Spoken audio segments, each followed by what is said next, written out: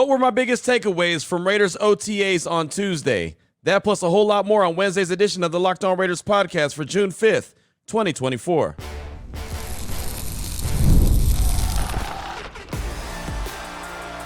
You are Locked On Raiders, your daily Las Vegas Raiders podcast, part of the Locked On Podcast Network, your team every day.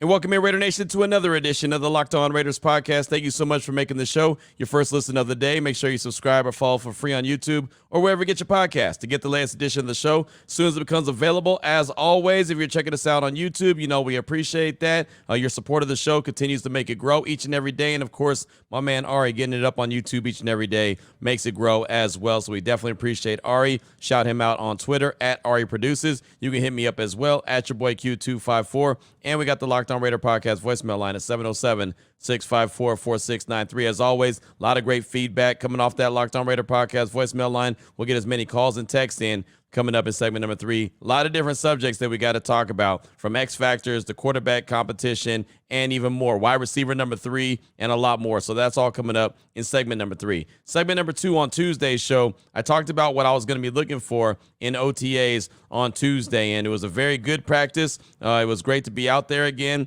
Very spirited practice, a very fast-paced practice. I think that the Raiders got a lot of work in. So I'll talk about what I was looking for and what I saw based off what I was looking for, and then a few other things that stood out to me from Raiders practice. We'll talk about that coming up in segment number 2. Here in segment number 1, news and notes of the day. And when it comes to the news and the notes, really just has to do with some of the coordinators that we had an opportunity to catch up with before OTAs got underway on Tuesday. We'll jump into it after I tell you about the title sponsor of the show, which is Gametime. Download the Gametime app, create an account, use the promo code LOCKEDONNFL for $20 off your first purchase. Terms do apply. And we had an opportunity to catch up with Mike Caldwell, linebacker coach, Ricky Manning Jr., cornerback coach, and Gerald Alexander, who is the safeties coach. And before we get into any of the sounds from those guys, one thing that stood out to me, and I talked about quite a bit on my radio show on Unnecessary Roughness, Raider Nation Radio 920, I do every day from 2 to 5 p.m. Pacific time. You can definitely check that out anytime you want. LVSportsNetwork.com. You can find it on the Raiders app. Tune in, whatever the case may be. You can check it out if you want. I talked about it quite a bit, is the fact that the Raiders have a lot of coaches that were former players on their staff. And I do think that that goes a long way. All 3 of those coaches I just mentioned, from Gerald Alexander, Ricky Manning Jr., and Mike Caldwell, yeah, they all played. They all played at the highest level. And my guy John McClain actually pointed out, you want to have coaches that played in the game. You want those guys on the staff, but not the superstars. You want the guys that really had to scratch and claw and grind for everything that they had to keep their job in the National Football League. Those guys usually tend to be the better coaches, similar to AP, who was never a superstar, but he was a really good player. And, you know, again, he had to fight and claw and scratch for his job. I mean, in Washington, remember, he was an undrafted free agent, and the only reason he got onto the field was due to injury. And so once he got on the field, it was basically like, yeah, you're not getting me off the field. But Cadillac Williams, he's the running back coach. Obviously, he did it at the highest level. There's Edgar Bennett, the wide receiver coach. I mean, he's been around the team for a while, but there's plenty of former coaches on the staff. And the way I look at it, I think back to Tampa Bay when the Bruce Arians, when they won the Super Bowl with Tom Brady, and of course they had Tom Brady at the quarterback position. That made a big difference. But think about how many former coaches, former players, I should say, they had on that coaching staff. I do think that that made a difference. And for this team in particular, a team that's pretty young, and they're trying to establish a culture of the Raider way, have a little bit of edge and actually energy to them, I think it goes a long way. These guys are just about, seems like players, just coming off the field. They're able to communicate a lot better with this team. And I think especially going from Josh McDaniels and company to what they have now, it's like night and day. And so I really think it's important for the success of this team to have as many former players on the coaching staff. But let's go ahead and get into a couple of quick sound bites here in segment number 1, including Gerald Alexander, the safeties coach. He was one of the first guys to talk to us, and he was asked about his relationship with Antonio Pierce and how being a former player helps in coaching. Well, I've known AP since, our interactions when I was at Cal and he was at Arizona State, and, I obviously respect him not only in his, his coaching climb and just him as a player. And so, just being a former player, you've looked through the lenses that these guys are currently going through, and there's a certain level of insight that you can kind of relate to them in regards to where they are in their journey. And just understanding maybe some of the mistakes and be able to understand how you coach them. But I don't lean on that. It's my job to provide, the clarity and the development and things like that for their success. And so whether it be myself and obviously with AP, he's done an awesome job in regards to doing the same thing as he's now our leader going forward, and just providing that relatability, that example, that push, the things that he provided as a teammate, he's now doing so as a leader of an organization. So I can appreciate the opportunity to have this opportunity to lead this group. There's Gerald Alexander right there, the safeties coach. And I remember when the Raiders hired him away from the Pittsburgh Steelers, there was a lot of folks in that organization and folks that cover the Steelers that were like, man, Q, that's a good coach. You're going to like him. And he has a good energy to himself. He's one of those guys that really does a lot of teaching. He's one of those guys that, he's always in control of that board that I talk about that's out there at practice, that in between practice and when they're taking a break, they're able to go over to that board and actually see film in real time and then go back out there and execute it. So, of course, I had to ask him about that because, again, he is the one who runs the control of that more often than not. Sometimes Patrick Graham does it, but more times than not, as I mentioned, it's Gerald Alexander. So I asked him, and you'll hear my question about the benefit of being able to watch that film in real time. Coach Q Myers, Raider Nation Radio 920. How beneficial is it for you and the staff to be able to take a break during practice and go and look at film in real time and kind of do some teaching while the guys are taking a break at the same time? It's awesome because you get the instant feedback. And so it's instant information that those guys can go watch. And it kind of simulates some things, obviously not from a visual standpoint as far as having the visual, but it kind of simulates some things that you can do in play in between series. Take a look at some things that did go right, did go wrong, some adjustments that probably need to be made. And then, after a little bit of a break, you go out there and you try to execute maybe some things or some changes or clean up some details that necessarily didn't get executed prior to that. And so it's a great opportunity for teaching and for educating the guys and continuing to move forward as we go to the later half of practice to try to see if we can make whatever adjustments that are necessary for us to go out there and get that thing done. Again, I know I've talked about that a lot, that board that they have out there and the way that they can watch film and they don't have to go all the way back to the classroom and sit down and then go over film. His answer right there, but I do think it's a game changer. It saves time for the players, but it also allows them to correct any mistakes that they may have. And I even heard Patrick Graham on Tuesday go over some film and say, you know what, at this yard line, actually we should have been in cover 4, so that mistake is on me.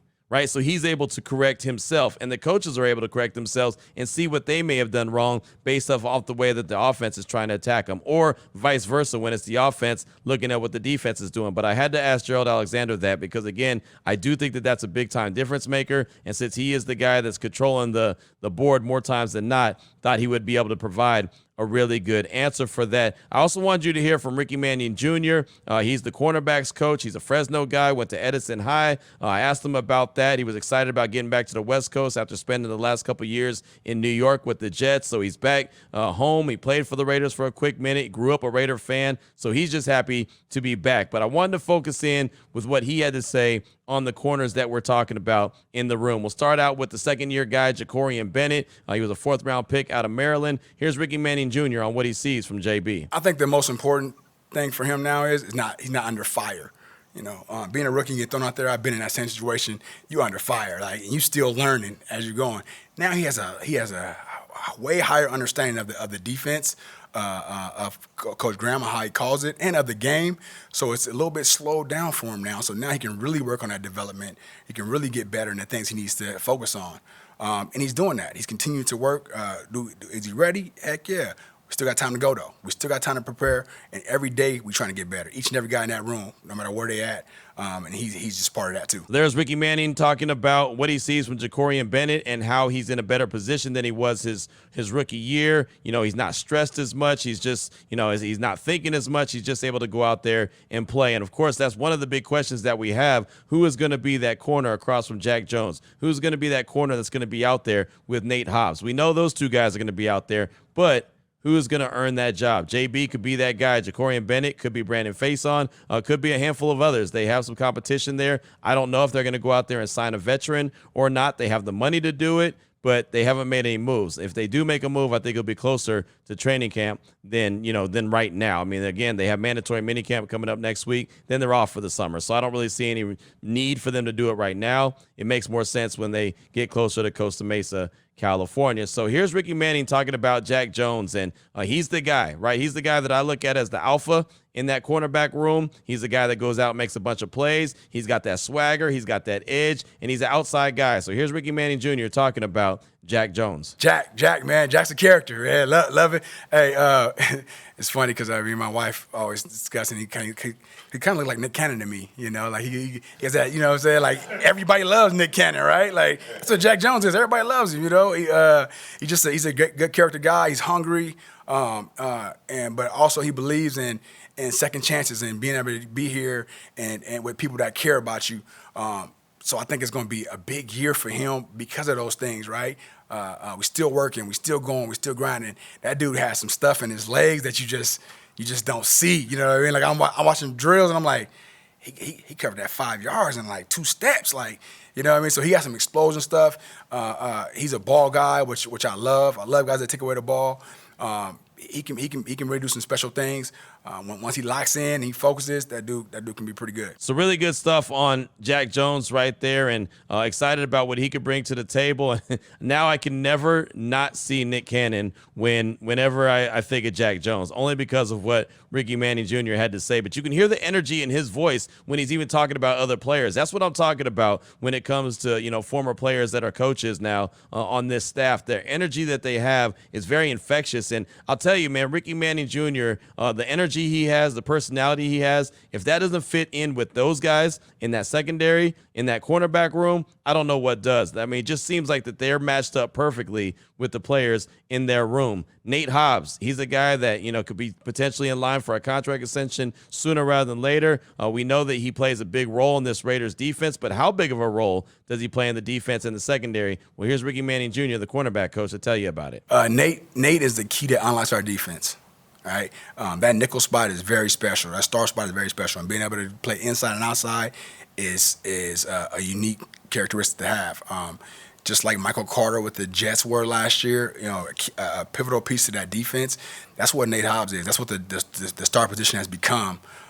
He's the key to unlock our defense, and he's great at it, right? And he's going to continue to ascend, and with his growth, our defense grows. All right, our defense grows, and it allows PG, our coordinator, to call certain things because he can trust that Nate can get it done and get it communicated to everybody, and we can work well together. So pretty high praise right there when you're saying that he's basically the key to allow Patrick Graham to call what he wants, right? He's the key to the defense, key to the secondary. He's one of those guys that can play inside, he can play outside. He's just a football player. As he's told me many times, he don't care where he plays on the field. He just wants to be on the field, and he can bring and provide an impact. And so you hear the cornerbacks coach saying how important he is to the success of the defense. So that's a hell of a tip of the cap right there to one Nate Hobbs. The final soundbite that I got for you from Ricky Manning Jr. and for segment number 1 of today's Locked On Raiders podcast, kind of news and notes collected from OTAs on Tuesday, is what I started talking about to begin with, the benefit of having former players on the coaching staff. Here's Ricky Manning Jr. And you'll hear my question that I asked him based off his experience, how important is that and how beneficial? From your experiences, how much benefit is there to have as many coaches that played the game on the staff as well? Yeah, one is the energy. The energy is different. It's just different when you got guys that have been blood, sweat, and tears in this thing, and you can feel it. And I can't help it. I can't help it, and we have fun with it too. So immature. It's hilarious how immature we are. It's the same thing in New York. We were so immature, but it's because we was former players and we just having fun, and it just helped the business side of it. The football side of it, it'd be so much better, such a fun experience. And it's so natural.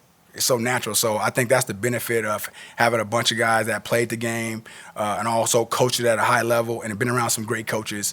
These players get the benefit from that, and we get the benefit from as coaches as well. And you hear what he says, the E word, right? That's one of the words that I really focus in on quite a bit. I asked those questions for multiple reasons. I just felt like it is a big deal for this staff, for this team. I think it's just going to help them relate to the players that much better. And you look across the landscape of the league, right? You look at the D'Amico Ryans in Houston. You look at, guys like the Gerard Mayos in New England with the Patriots, right? These guys all did it at the highest level. They're very well respected, good players. They were never elite Hall of Fame players, but really good players, and they're able to communicate. That's the most important thing. They're able to understand their team, and I think that's so important for this Raiders team as they continue to try to build this culture that AP has installed. So that's what I have for you for segment number 1 of today's Locked On Raiders podcast. Coming up in segment number 2, going to be talking about what I was looking for going into OTAs and what I saw from what I was looking for. We'll do that coming up in segment number 2 of today's Locked On Raiders podcast.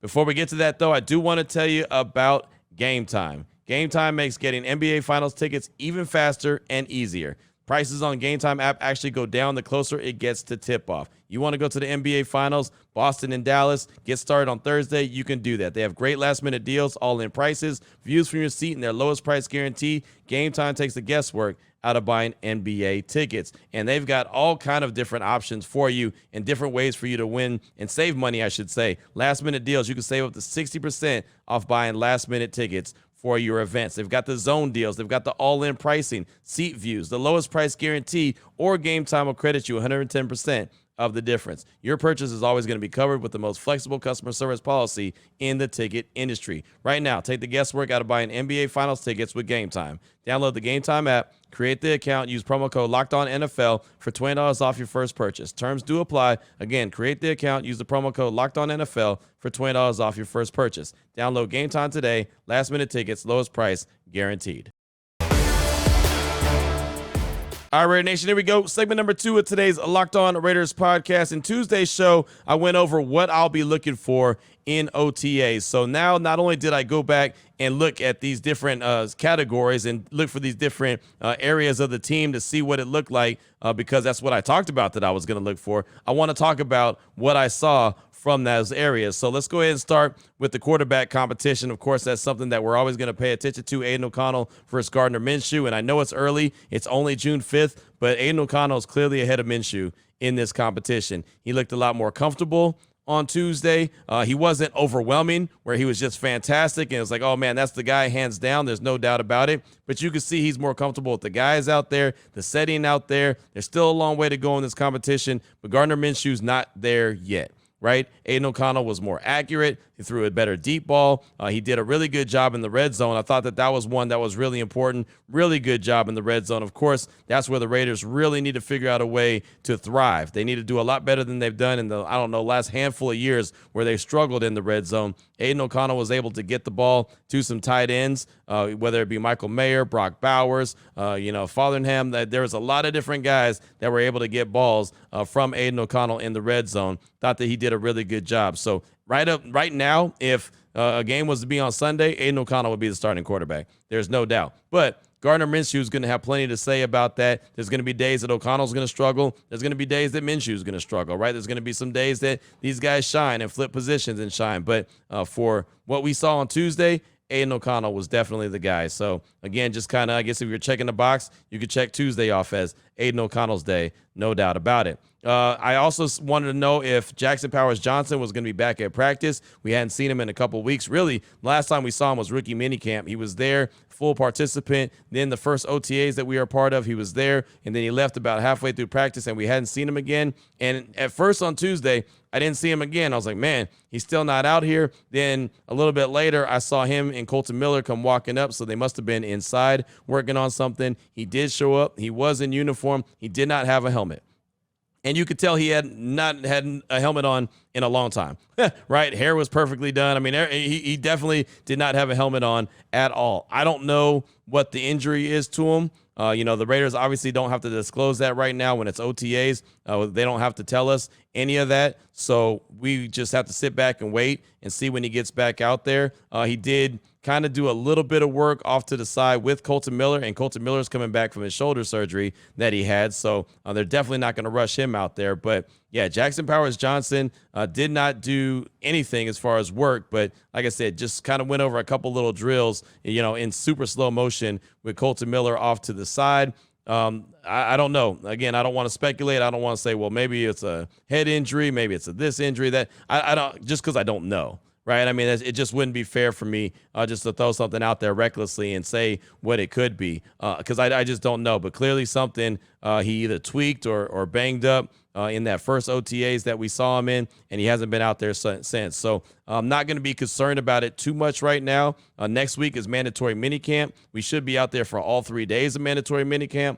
That'll be interesting if he's out there for that. If he's not, then I might be a little bit concerned. And then obviously they have the whole summer off until they arrive in Costa Mesa for training camp. So there's a big gap between mandatory minicamp and then training camp. And, if he arrives at training camp and he's not there, then okay, then there's, something's really going on, right? Then all of a sudden I start thinking back to last year where Tyree Wilson wasn't available to participate right away because of some kind of ailment that he had. And so, again, just something to kind of monitor. But no, Jackson Powers Johnson did not participate. I did see him, which was a positive, but he did not practice. So the other thing that I wanted to look at was special teams portion of practice, and it looked like they're really intensely getting after it, right? Of course, with the new kickoff rules, that's an area of concern, right? How can teams take advantage of the new kickoff rules? How can teams defend the new kickoff rules, right? How can teams stop other teams from having big plays? What I've noticed, and I was intensely watching the special teams unit, was you don't want to kick the ball to a guy and have him catch it in the air. If a guy catches it in the air, please believe he's having a big play. Right? That's the one thing you don't want to do. For example, Trey Tucker received one in the air. He would have been gone. Maybe somebody would have barely touched him, but I think Trey Tucker would have been gone. He's got that kind of speed, and he took off, right? I mean, because basically, if they're catching the ball and they're on the go, they're already running. Think of Trey Tucker, as fast as he is, he's already running. The guys trying to make the tackles, the coverage unit, they can't start running until he touches the ball or the ball touches the ground. So if he catches the ball in the air, he's already full speed running and they're at a standstill and then they try to take off. You do that, right?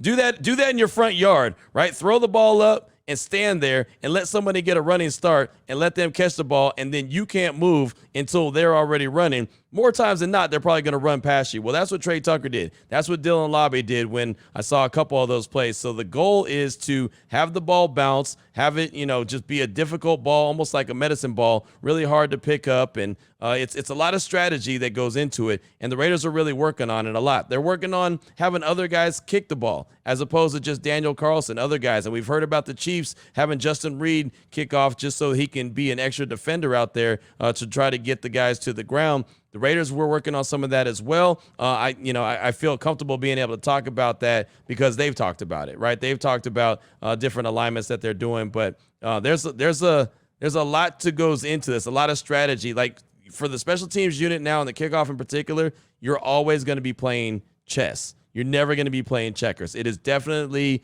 like I said, a very strategic play now. It's going to be a very interesting play. I guarantee there's going to be some big plays made by the Raiders special teams unit. There's probably going to be some big plays given up as well, just because it's a lot of new. And if you don't hit the ball right, big plays are the inevitable. They're going to happen. So the league wants to make that play more exciting. I think this year you're going to see a lot of excitement from the special teams unit, and in particular the kickoff and the kickoff return. The other couple quick notes that I have from OTAs on Tuesday: Tommy Eichenberg, the 5th-round pick out of Ohio State, the linebacker, he looked good.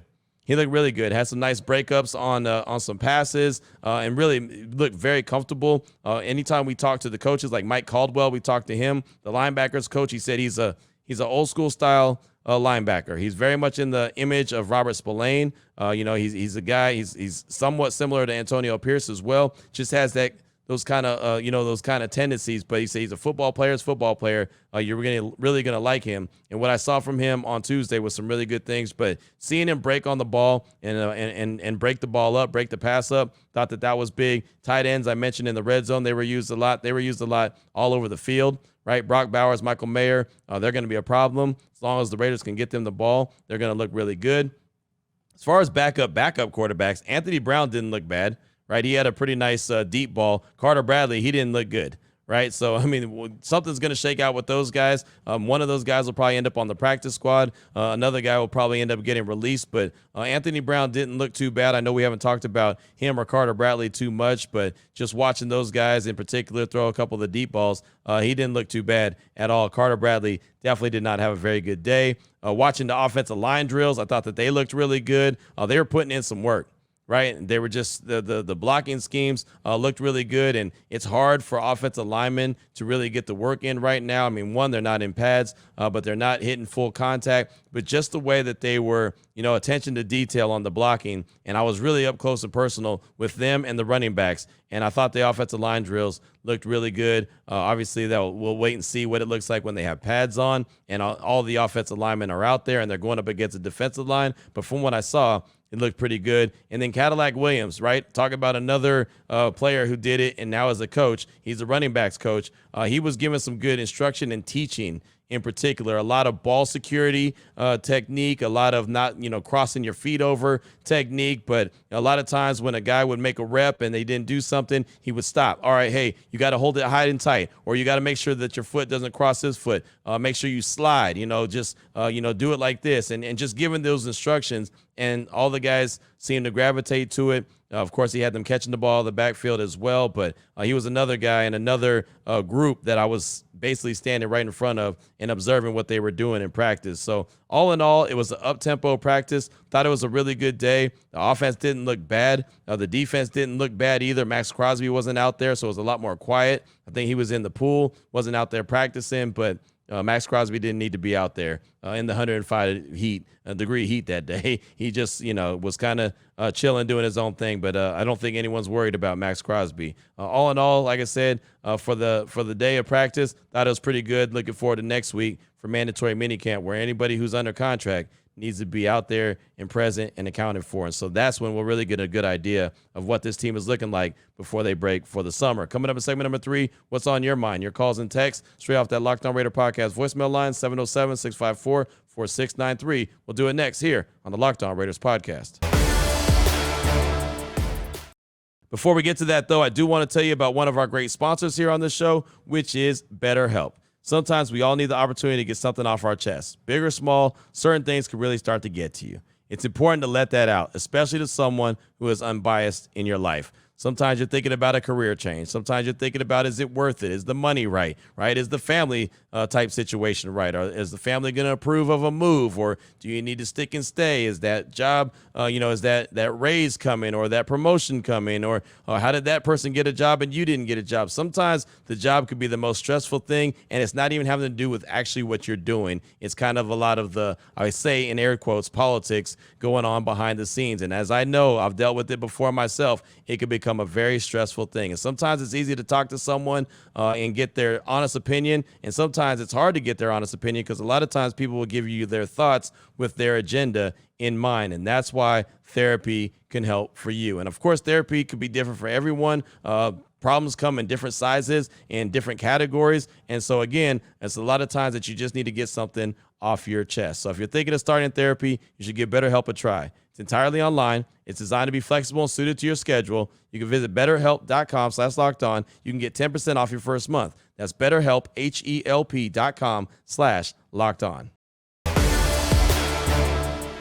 Here we go, Raider Nation. Segment number 3 of today's Locked On Raiders podcast. Your calls and text straight off that Locked On Raider podcast voicemail line, 707-654-4693. Only have time for a couple. Went a little bit long there in segment number 1 and 2, so I'm going to have to cut this one a little bit short. We'll start out with a quick call from Ohio Raider 419. He's calling to talk about the quarterback competition and what he hopes the Raiders do with that competition. Here he is, Ohio Raider in the 419. Q, it's your boy, Ohio Raider from the 419. I know you're out of camp today paying close attention to the quarterback competition. Q, I just want to say that I hope that the Raiders make a quarterback decision fast during the preseason, so that way whoever the quarterback is, we can get some continuity. I think it'll be great. I think the longer the competition goes, the more issues we could have with division in the locker room. So I'm really hoping that whoever is the quarterback, I'm hoping that they name him early in the preseason. Just want to say, go Raiders. Thanks so much for the call. Appreciate you, my man. And I'm not sure how long this thing is going to drag out, right? To me, it feels like it's going to be lengthy. I think it's definitely going to get through training camp. I think it'll be a couple games into preseason for sure. And then who knows when they're going to actually make the announcement. I'm sure they'll make the announcement in the locker room well before they make the announcement to us. But I do think that this thing is going to probably drag out quite a bit. I think these two guys are very close and very similar. Minshew does things better than O'Connell. O'Connell does things that are better than Minshew. So the Raiders and their staff got to decide what good traits that each one of them has that they prefer. So at some point, like I said, to me, O'Connell's ahead right now. He's the leader in the clubhouse, but it's only June 5th, right? I mean, they haven't put the pads on. They haven't got to training camp, so it's still a long time before it's going to be solved. But I understand what you're saying about to make a quicker decision so they can start getting that continuity in the locker room. Thanks so much for that call. Definitely appreciate you.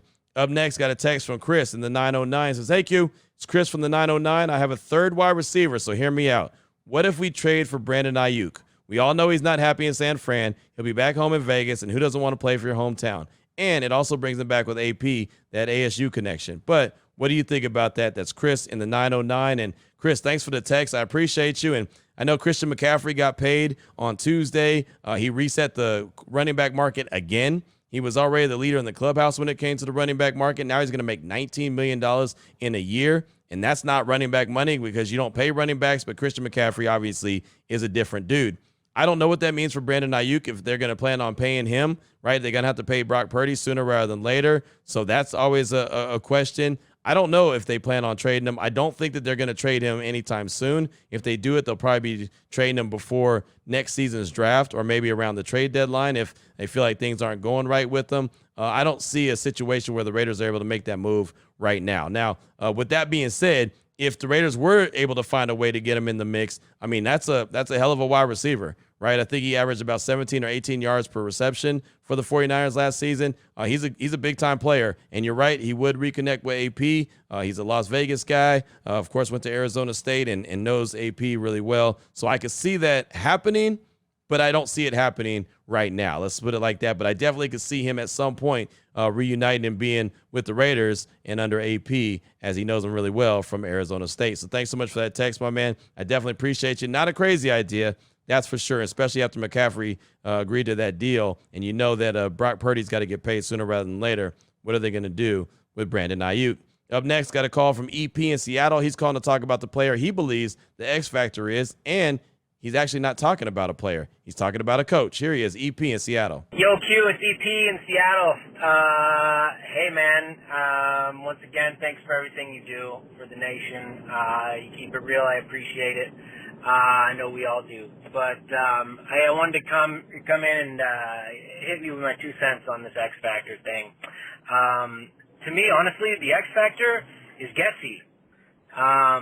We're talking about AOC. We're talking about, all the different players on offense, maybe some gems on defense, and, all that's real. And I agree with most of the people that are throwing their 2 cents in.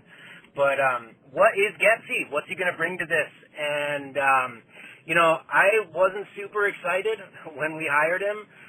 There was all the smoke about the air raid offense coming, and then that just disappeared overnight.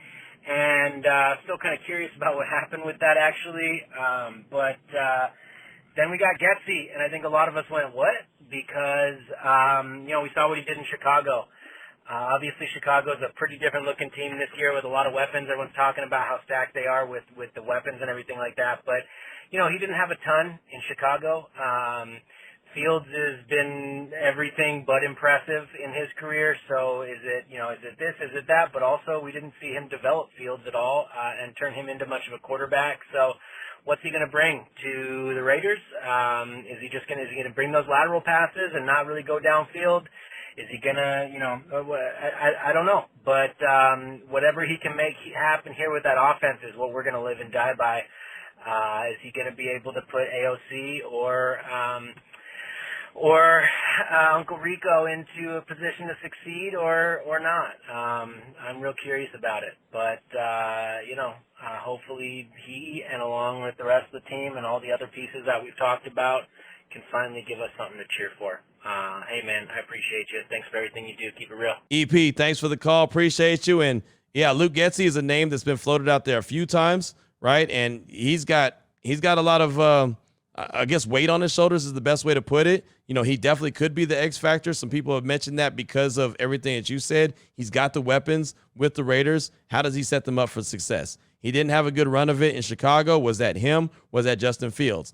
Well, that's going to be on him to show that he could be that guy. I wasn't huge on the signing when they decided to hire him, because there's just, again, he had Chicago and it wasn't great.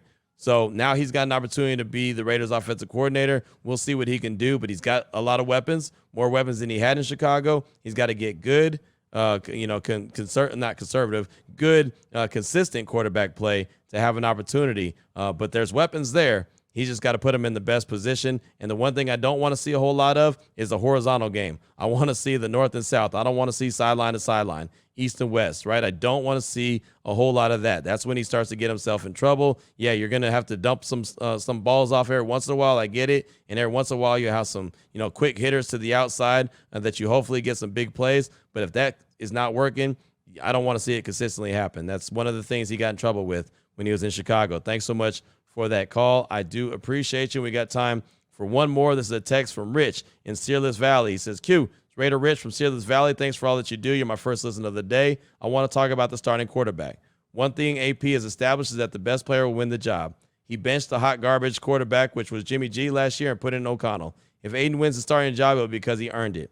If guard dog gets it, it's because he won it. Only time will tell. The X factor for me is the head coach because the culture has changed. Been a fan since '86. There's something different this year. You can feel it. Top five defense on deck with a top 15 offense. 10-7 is a ultra realistic.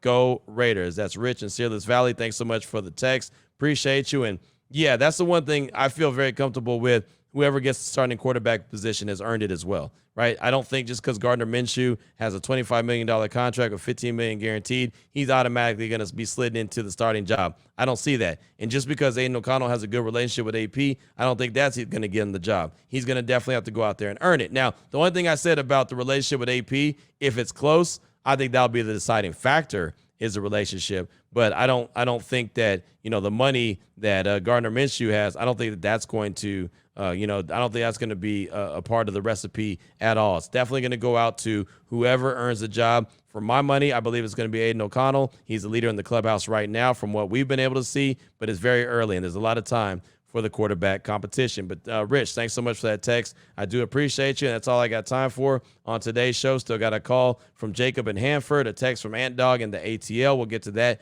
tomorrow. We'll have more news and notes. Of course, we'll have plenty of conversation here as well. So until then, Raider Nation, take care of yourself, take care of your family, love on your family. Most importantly, as always, just win, baby.